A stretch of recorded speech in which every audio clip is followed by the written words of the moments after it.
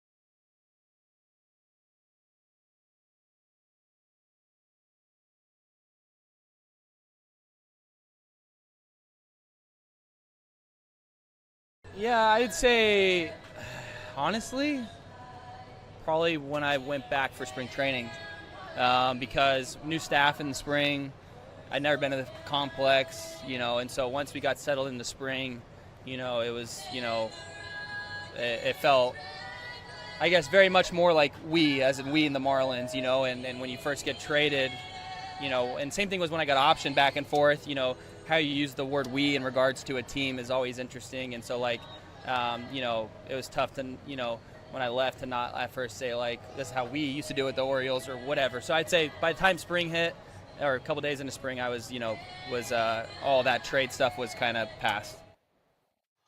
Again, that was Kyle Stowers, who will bat fifth and play left field. Connor Norby in the lineup as well for Miami. He will bat eighth and play third base for the Marlins. Hopefully these two, and I know it's cliche to say, maybe you play with a little bit more emotion against your former team, but you'd love to see some success out of these guys, particularly this weekend, so they can close the book on a chapter that was short in Baltimore, and now they're able to open one up and with the Miami Marlins. And it's been really fun to see Connor Norby the last couple of months, and it's been awesome to cover Kyle Stowers, who's just been a joy to watch and cover in this 2025 season. So we'll talk more about them. Coming up next, though, we will get Clayton McCullough on what is key for this series this weekend. What pitch in particular for Edward Cabrera that has shocked him this year that's led to some success? We're going to play at 7:05. Stick with us. Jack and Clayton are next on the Marlins Radio Network. 0-1 pitch, here it is. Line drive, base hit, left center. Hicks went back for a moment. He's still going to get the green light from Lally and score. First and third, Miami, RBI for Dane Myers. And the Marlins have tied up the ball game. Reds in the home white. Here's the pitch. Hit well to right field. Going back is Benson. It's over his head and off the wall. Hernandez scores. Here's Myers around. He scores. Another double for the X-Man, Xavier Edwards. 2 RBIs and a 3-1 Miami lead. He is. Oh, okay. That's a good one. You have a lot of bald guys to choose from. 2-2 pitch. Fisted to center. Goes off the glove of Dela Cruz into center field. Here comes Edwards around third. The Marlins have 4 in the inning and still nobody out. RBI single for Jesus Sanchez. His 30th ribby of the year. This 10-game winning streak in the visiting unis. Pitch to Ramirez. Chopped the third. It's a high one over the head of Marte. Rounding third, easily scoring is Sanchez. Lopez over to third. and Augustine pulls in a second with a double, his 17th double of the year. The Bluebirds are coming here in Cincinnati, a 5-run inning. It's a Baltimore chop. Texas Leaguer is the other one. And now here's Stowers with a drive deep to right field. Benson is going back at the wall. He'll have room. He makes the catch. This will move up 2 runners, though. One of them will score in Lopez. Ramirez goes to third, and Stowers gets his 30th RBI in now a 6-run third inning. When magical stuff can happen. Here's the 1-2 to Norby. Hits it in the air to right center field. Benson going over there, makes the catch on the run, but it's going to be an easy tag for Augustine Ramirez. Back-to-back sacrifice flies for Miami, and it's now 7-1. Fish. And I want to add this, too, because when Jack interviewed Marlins president. You'd rather that than 2 strikeouts. Here's Edwards. Back here in Camden Yards, Marlins Radio, ready to give you game 1 of this 3-game set as the Marlins look to finish strong here in this first half of the season that has been really fun the last month.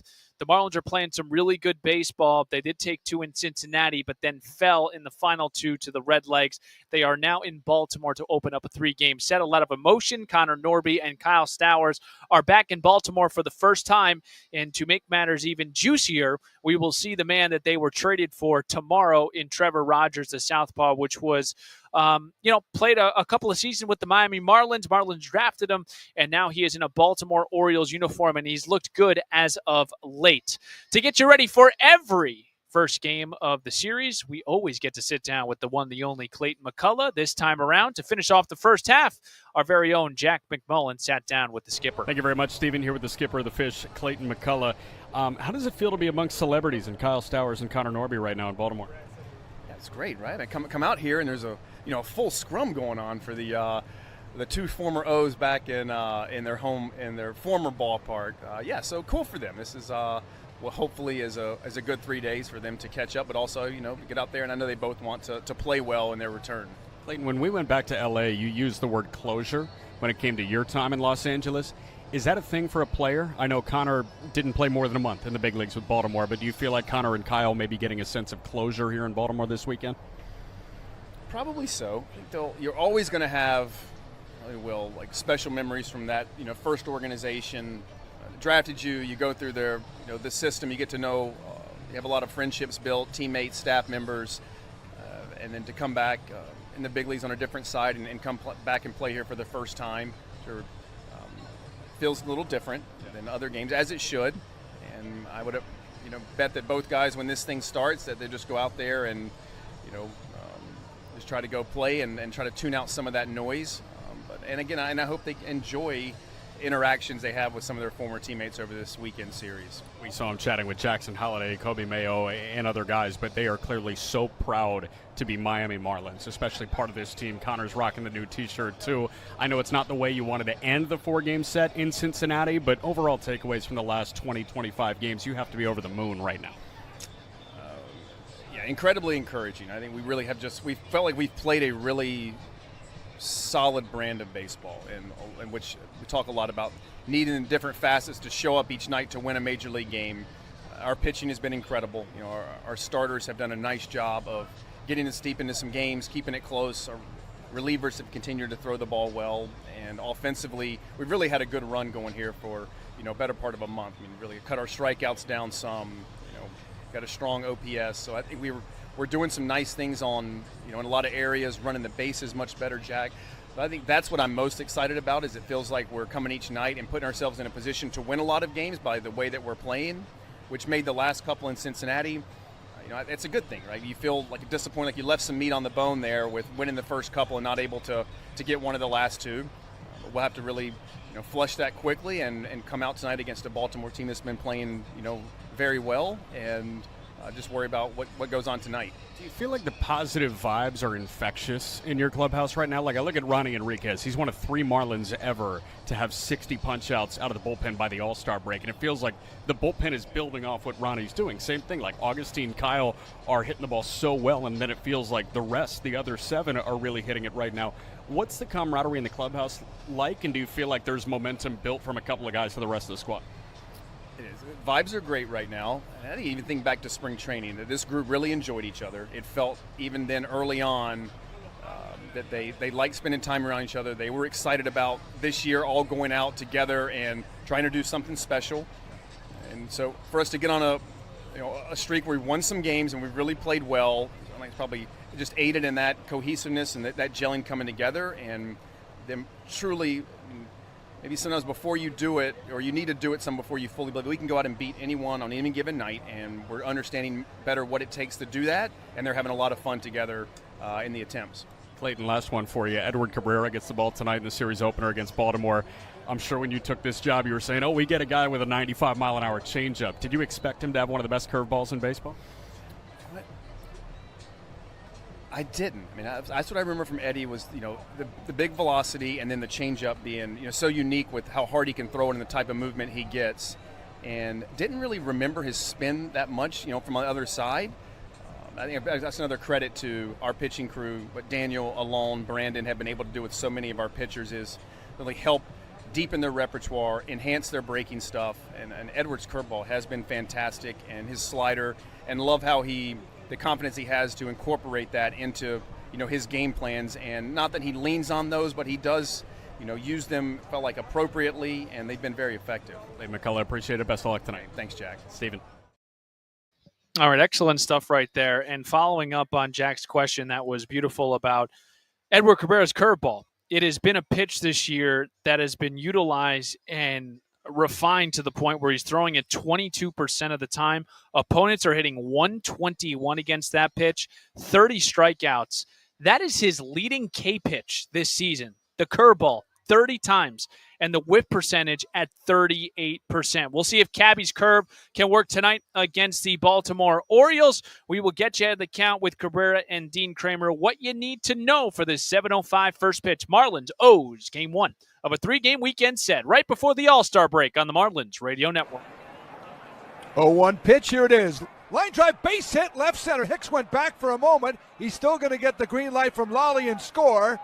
First and third, Miami, RBI for Dane Myers, and the Marlins have tied up the ball game. Reds in the home white. Here's the pitch. Hit well to right field. Going back is Benson. It's over his head and off the wall. Hernandez scores. Here's Myers around. He scores. Another double for the X-Man, Xavier Edwards. 2 RBIs and a 3-1 Miami lead. He is. Yes, that's a good one. You have a lot of bald guys to choose from. 2-2 pitch. Fisted to center. Goes off the glove of De La Cruz into center field. Here comes Edwards around third. The Marlins have 4 in the inning and still nobody out. RBI single for Jesus Sanchez, his 30th ribby of the year, this 10-game winning streak in the visiting unis. Pitch to Ramirez, chopped to third. It's a high one over the head of Marte. Rounding third, easily scoring is Sanchez. Lopez over to third, and Augustine pulls in a second with a double, his 17th double of the year. The Boo Birds are coming here in Cincinnati, a 5-run inning. Chop. It's a Baltimore chop. Texas Leaguer is the other one. And now here's Stowers with a drive deep to right field. Benson is going back at the wall. He'll have room. He makes the catch. This will move up 2 runners, though. One of them will score in Lopez. Ramirez goes to third, and Stowers gets his 30th RBI in now a 6-run third inning. When magical stuff can happen. Here's the 1-2 to Norby. Hits it in the air to right center field. Benson going over there, makes the catch on the run, but it's going to be an easy tag for Augustine Ramirez. Back-to-back sacrifice flies for Miami, and it's now 7-1 Fish. And I want to add this, too, because when Jack interviewed Marlins president, You'd rather that than 2 strikeouts. Here's Edwards. Hey, this is Xavier Edwards here, and you're listening to Marlins on Deck with Steven Strom on the Marlins Radio Network. well, thank you very much, X-Man. Don't miss a moment of Marlins action. Download the iHeartRadio app. Make Fox Sports 940 the top preset, and then listen to every Marlins game this season. Game one of a 3-game interleague set between the 42-50 Miami Marlins and the 42-50 Baltimore Orioles. It's not the season Baltimore was anticipating, coming off 100 wins in 23, 91 last year, but here they are. They actually are playing really good baseball. They swept the Mets in the doubleheader yesterday. Marlins are playing good baseball since June 13th. Miami is 17-9. Let's get you ahead of the count. We'll start here with Edward Cabrera. We heard Clayton McCullough talk about Cabby's curveball. We'll get into everything else you need to know about Edward, 27-year-old right-hander who will make his 16th start and final one of the first half. 3-3, a 3.33 ERA, 78 and a third innings pitch, 80 Ks to 30 walks. He took the loss on Sunday, allowing 2 runs on 5 hits against the Brewers. No walks, 5 Ks, 7 frames.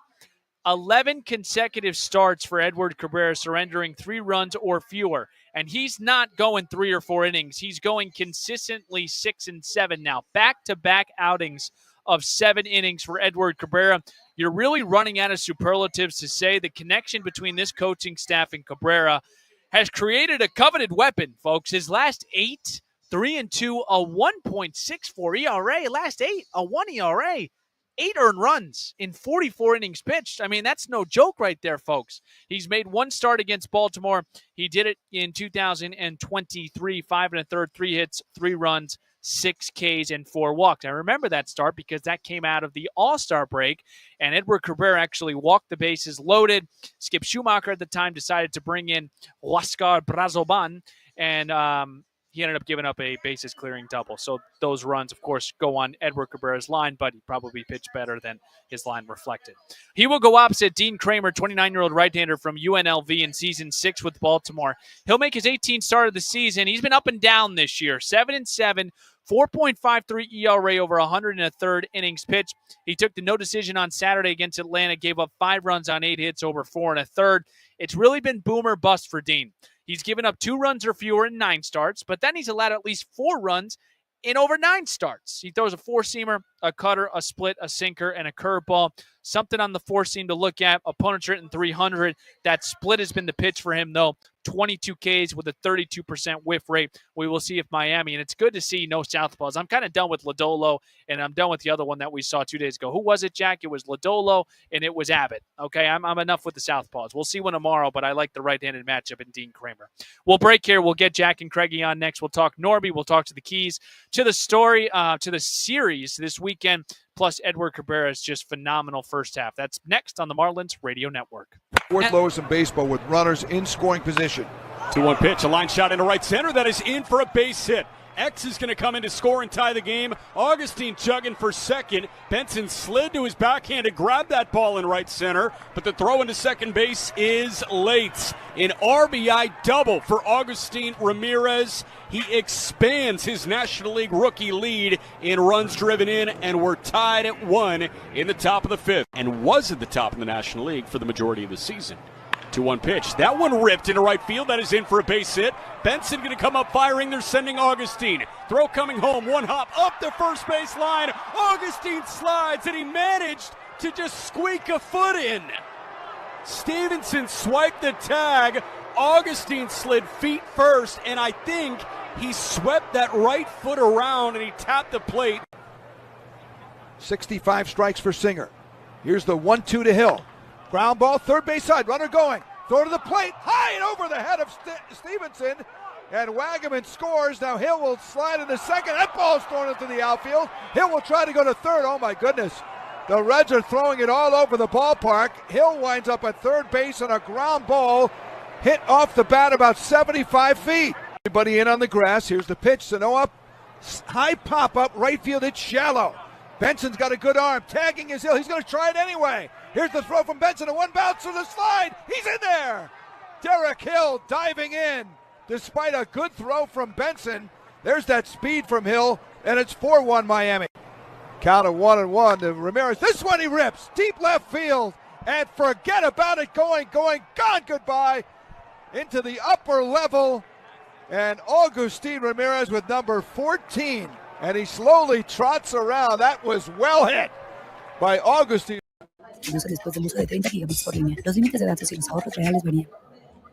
really cool to see everyone very comfortable walking back into the ballpark, and it's where I debuted, where I was drafted. So just good to catch up and say hi. Yeah, this place was special. Obviously, the only place I knew before Miami, came up with all their guys, so it was bittersweet to see all of them again, but such a great park here, great fans. They were so great to me and my family when I was here. It was short-lived, but times I wouldn't change for the world. And it's really special to be back. All right, that was Connor Norby and Kyle Stowers ahead of Game 1 here this weekend. Both of them drafted by the Baltimore Orioles, both in the second round. Norby in 2021, Stowers in 2019. They both kind of joked it's returning home, but not to a place where they played a ton of games. Stowers 67 total, 33 here in Baltimore. And Connor Norby debuted last June, 9 games with Baltimore, 4 here at Camden Yards. Craig Minervini, Jack McMullen, they're with me now. And fellas, let's start here. What did you collect from some of your conversations with both of them?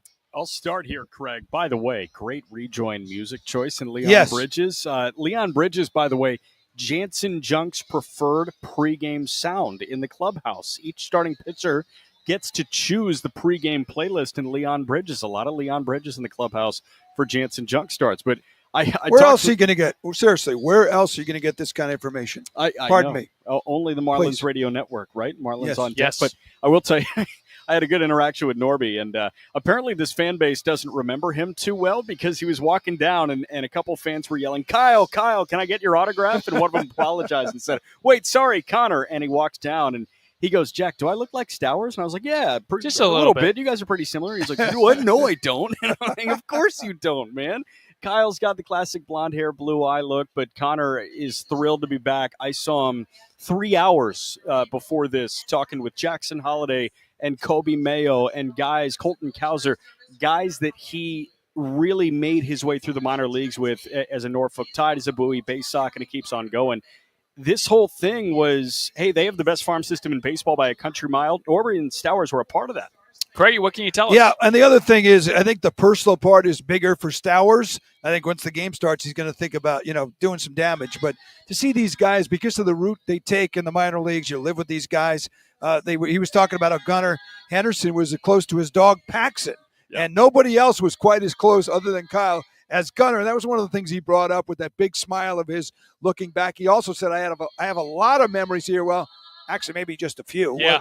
Wasn't enough, but I think he's having a good time. One thing he's going to have to get adjusted to that's different is left field. That wall was not like that when he played here. They've changed it this year. There's all kinds of nooks and crannies. It's very strange, and we'll be talking about that during the broadcast. Well, hopefully they can get some closure here this weekend and move on, right? So let's get into this series because the first 2 games in Cincinnati were off our chairs. I mean, we're so excited. Marlins end up dropping the next 2, kind of leave a sour taste in your mouth going into this series. Just the importance here, Jack, of finishing this first half strong, and they got the right man on the hill to get us started. It's huge, and they have 3 of the right guys on the hill, in Cabby, in Jansen Junk, and Yuri Perez to take us into the All-Star break. And I love that it starts with Cabby because this guy is as good of a skid stopper as there is in the National League right now. Cabrera, over his last 8 starts, has a 1.6 ERA, and he's doing it by reinventing himself. He's a curveball guy. He's a slider guy right now,